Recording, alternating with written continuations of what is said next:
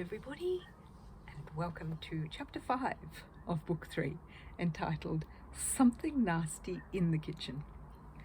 2 days, exclaimed Mrs. Brown, staring at Dr. McAndrew in horror.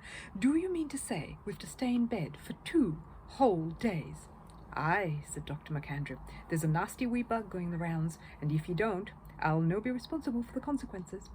But Mrs. Bird's away until tomorrow, said Mrs. Brown, and so are Jonathan and Judy, and that only leaves Paddington. 2 days, repeated Dr. McAndrew as he snapped his bag shut, and not a moment less. The house will no fall down in that time. There's one thing, he added, as he paused at the door and stared at Mr. and Mrs. Brown with a twinkle in his eye. Whatever else happens, you'll no die of starvation. Yon wee bear's very fond of his inside. With that, he went downstairs to tell Paddington the news. Oh dear, groaned Mr. Brown as the door closed behind the doctor. I think I feel worse already. Paddington felt most important as he listened to what Dr. McAndrew had to say, and he carefully wrote down all the instructions. After he had shown him to the door and waved goodbye, he hurried back into the kitchen to collect his shopping basket on wheels. Usually with Paddington, shopping in the market was a very leisurely affair. He liked to stop and have a chat with the various traders in the Portobello Road, where he was a well-known figure. To have Paddington's custom was considered to be something of an honour, as he had a very good eye for a bargain.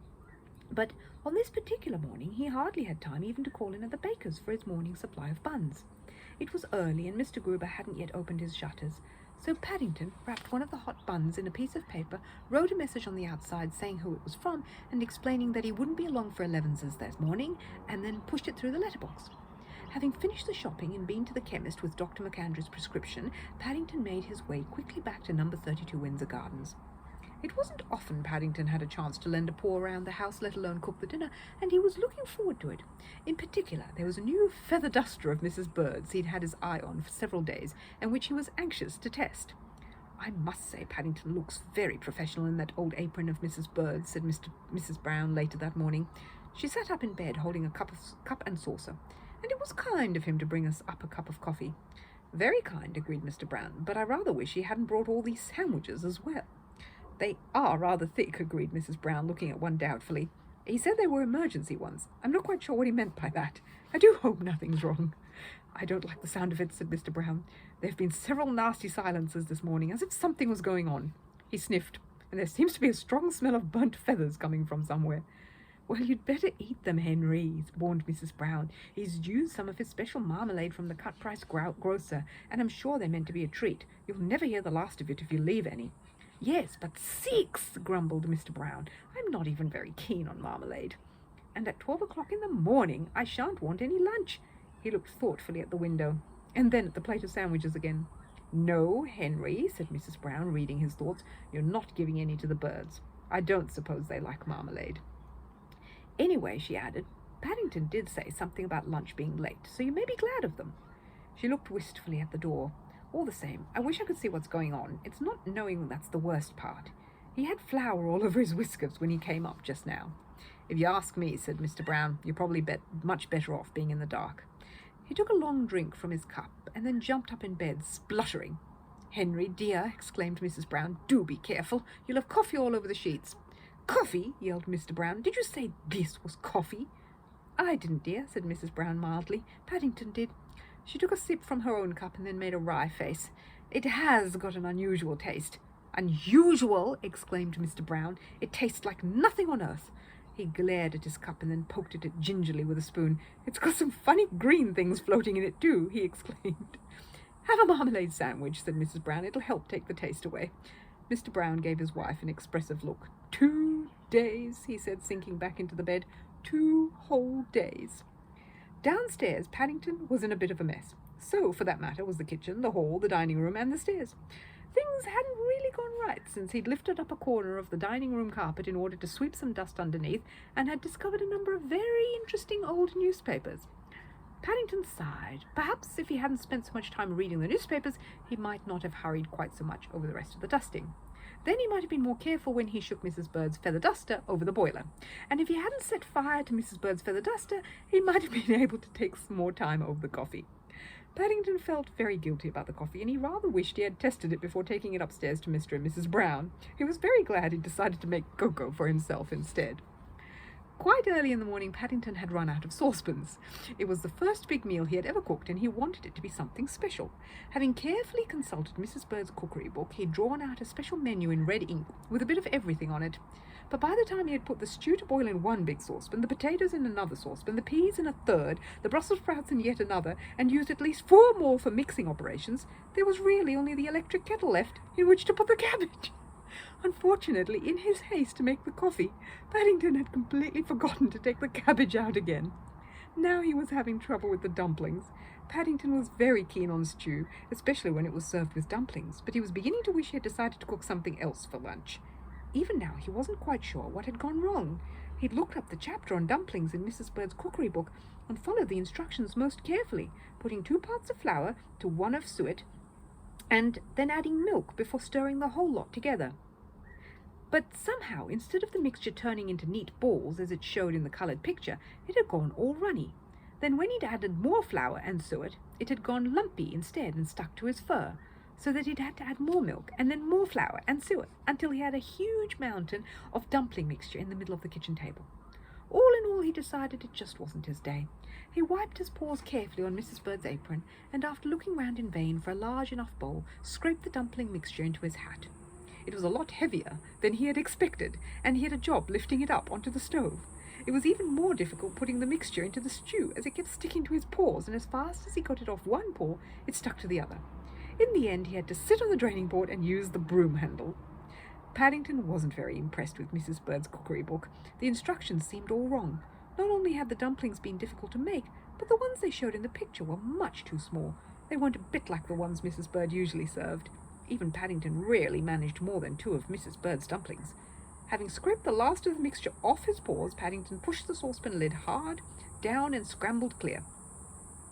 The steam from the saucepan had made his fur go soggy, and he sat in the middle of the floor for several minutes getting his breath back and mopping his brow with an old dishcloth. It was while he was sitting there, scraping the remains of the dumplings out of his hat and licking the spoon, that he felt something move behind him. Not only that, but out of the corner of his eye he could see a shadow on the floor which definitely hadn't been there a moment before. Paddington sat very still, holding his breath and listening. It wasn't so much a noise as a feeling, and it seemed to be creeping nearer and nearer, making a soft swishing noise as it came. Paddington felt his fur begin to stand on end as there came the sound of a slow plop, plop, plop across the kitchen floor, and then just as he was summoning up enough courage to look over his shoulder, there was a loud crash from the direction of the stove. Without waiting to see what it was, Paddington pulled his hat over his head and ran, slamming the door behind him. He arrived in the hall just as there was a loud knock on the front door. To his relief, he heard a familiar voice call his name through the letterbox. "I got your message, Mr. Brown, about not being able to come for 11s this morning," began Mr. Gruber as Paddington opened the door, "and I just thought I would call round to see if there was anything I could do." His voice trailed away as he stared at Paddington. "Why, Mr. Brown," he exclaimed, "you're all white. Is anything the matter?" "Don't worry, Mr. Gruber," cried Paddington, waving his paws in the air. "It's only some of Mrs. Bird's flour.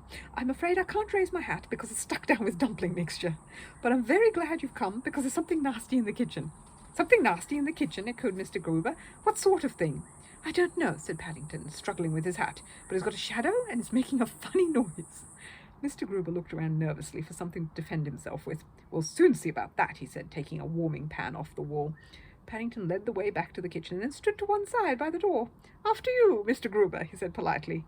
Thank you, Mr. Brown," said Mr. Gruber doubtfully. He grasped the warming pan firmly in both hands and then kicked open the door. "Come out," he cried, "whoever you are." "I don't think it's a who, Mr. Gruber," said Paddington, peering round the door. "It's a what?" "Good heavens!" exclaimed Mr. Gruber, staring at the sight which met his eyes. "What has been going on?" Over most of the kitchen there was a thin film of flour. There was flour on the table, in the sink, on the floor, in fact, over practically everything. But it wasn't the general state of the room which made Mr. Gruber cry out with surprise. It was the sight of something large and white hanging over the side of the stove. He stared at it for a moment and then advanced cautiously across the kitchen and poked it with the handle of the warming pan. There was a loud squelching noise, and Mr. Gruber jumped back as part of it broke away and fell with a plop to the floor. "Good heavens!" he exclaimed again. "I do believe it's some kind of dumpling, Mr. Brown. I've never quite seen such a big one before," he went on as Paddington joined him. "It's grown right out of the saucepan and pushed the lid onto the floor. No wonder it made you jump." Mr. Gruber mopped his brow and opened the window. It was very warm in the kitchen. However did it get to be that size? I really don't know, Mr. Gruber, said Paddington, looking puzzled. It's one of mine, and it didn't start off that way. I think something must have gone wrong in the saucepan. I should think it has, said Mr. Gruber. If I were you, Mr. Brown, I think I'd turn the cooker off before it catches fire and does any more damage. There's no knowing what might happen once it gets out of control. Perhaps, if you'll allow me, he continued tactfully, I can give you a hand. It must be very difficult cooking for so many people. It is when you only have paws, Mr. Gruber, said Paddington gratefully. Mr. Gruber sniffed. I must say, it all smells very nice. If we make some more dumplings quickly, everything else should be just about ready. As he handed Paddington the flour and suet, Mr. Gruber explained how dumplings become very much larger when they were cooked, and that it really needed only a small amount of mixture to make quite large ones. No wonder yours were so big, Mr. Brown, he said as he lifted Paddington's old dumplings into the washing-up bowl. You must have used almost a bag of flour. 2 bags, said Paddington, looking over his shoulder. I don't know what Mrs. Bird will say when she hears about it. Perhaps, if we buy her some more, said Mr. Gruber as he staggered into the garden with the bowl, she won't mind quite so much. That's odd, said Mr. Brown as he stared out of the bedroom window. There's a big white thing suddenly appeared in the garden, just behind the nasturtiums. Nonsense, Henry, said Mrs. Brown. You must be seeing things. I'm not, said Mr. Brown, rubbing his glasses and taking another look. It's all white and shapeless, and it looks horrible. Mr. Curry's seen it too. He's peering over the fence at it now. Do you know what it is, Paddington? A big white thing, Mr. Brown? Repeated Paddington vaguely, joining him at the window. Perhaps it's a snowball. In summer? Said Mr. Brown suspiciously. Henry, said Mrs. Brown, do come away from there and decide what you're having for lunch. Paddington's gone to a lot of trouble writing out a menu for us. Mr. Brown took a large sheet of drawing paper from his wife, and his face brightened as he studied it. It said menu. I've got to show you. I hope you can see it in the camera, because it's got Paddington spelling all over the place. So you've got menu with an E on the end. And for starters, you've got soup spelled S-O-O-P. There's fish, omelette spelled all over the place. I think that's roast beef spelled R-O-W-S-T, beef. There's stew with dumplings, potatoes. There's Brussels sprouts and peas spelled P-E-E-S. Cabbage with gravy. This is a very good way of spelling gravy, but unfortunately not right. And then for dessert, can you see he's got marmalade and custard spelled C-U-S-T-E-R-D. Oh, and down the bottom he's got coffee with a Y on the end. How nice, exclaimed Mr. Brown when he had finished reading it. And what a good idea, putting pieces of vegetable on the side as illustrations. I've never seen that done before. They're not really meant to be there, Mr. Brown, said Paddington. I'm afraid they came off my paws. Oh, said Mr. Brown, brushing his moustache thoughtfully. Well, you know, I rather fancy some soup and fish myself. I'm afraid they're off, said Paddington hastily, remembering a time when he'd once been taken out to lunch and they had arrived late. Off, said Mr. Brown, but they can't be. No one's ordered anything yet. Mrs. Brown drew him to one side. I think we're meant to have the stew and dumplings, Henry, he whispered. They're underlined. What's that, Mary? Asked Mr. Brown, who was a bit slow to grasp things at times. Oh, I see. On second thoughts, Paddington, I think perhaps I'll have the stew. That's good, said Paddington, because I've got it on a tray outside already. By Jove, said Mr. Brown, as Paddington staggered in, breathing heavily, and carrying first one plate and then another, piled high with stew. I must say I didn't expect anything like this. Did you cook it all by yourself, Paddington? Asked Mrs. Brown. Well, almost all, replied Paddington truthfully. I had a bit of an accident with the dumplings, and so Mr. Gruber helped me make some more. You're sure you have enough for your own lunch? Said Mrs. Brown anxiously. Oh, yes, said Paddington, trying hard not to picture the kitchen. There's enough to last for days and days. Well, I think you should be congratulated, said Mr. Brown. I'm enjoying it no end. I bet there aren't many bears who can say they've cooked a meal like this. It's fit for a queen. Paddington's eyes lit up with pleasure as he listened to Mr. and Mrs. Brown. It had been a lot of hard work, but he was glad it had all been worthwhile, even if there was a lot of mess to clear up.